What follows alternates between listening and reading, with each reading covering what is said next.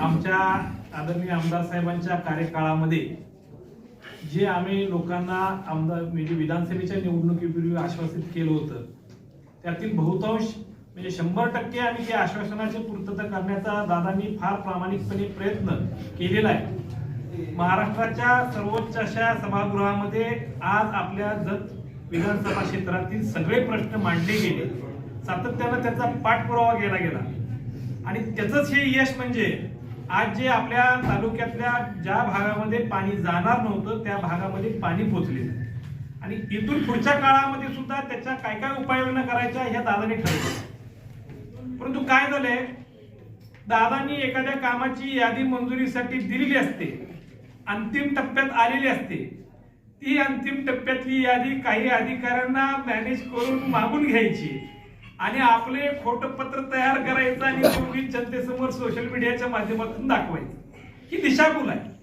परंतु लोकांचा ठामपणे विश्वास ठरलेला आहे। आज विधानसभेमध्ये आमचे दादा नेतृत्व करतात, पुढच्या काळात ही नक्की करणार आहेत हेही त्यांना माहित आहे। फक्त काय झालंय, पूर्वीची जी प्रथा होती की राजाला खुश करण्यासाठी दरबारातल्या विदूषकांचं जे काम होतं तशाच पद्धतीचं काम आपल्या जत तालुक्यातील काही विदूषक करत आहेत। त्यांच्या पक्षातल्या नेत्यांना, त्यांच्या पक्षाला आणि स्वतःचं महत्व वाढवण्यासाठी हे प्रकार चाललेले आहेत। आम्हाला त्याच्याशी काही घेणं देणं नाही आहे। आज आम्ही समाधानी आहोत की आमच्या नेत्यांनी एक चांगलं काम करून दाखवलेलं आहे, जनतेचा त्याच्यावर विश्वास आहे।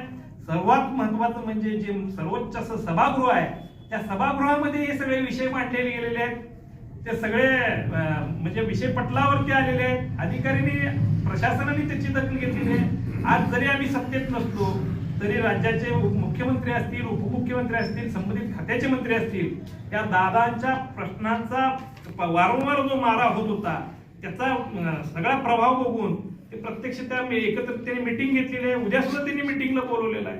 हे सगळा त्याचा परिणाम आहे। केवळ माझी एक विनंती आहे, राजकारण करावं परंतु निवडणूक डोळ्यासमोर ठेवून अंतिम टप्प्यामध्ये असे घाणेरडे प्रकार आपण करू नये।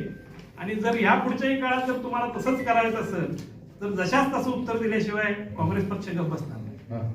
Press the bell icon on the YouTube app and never miss another update.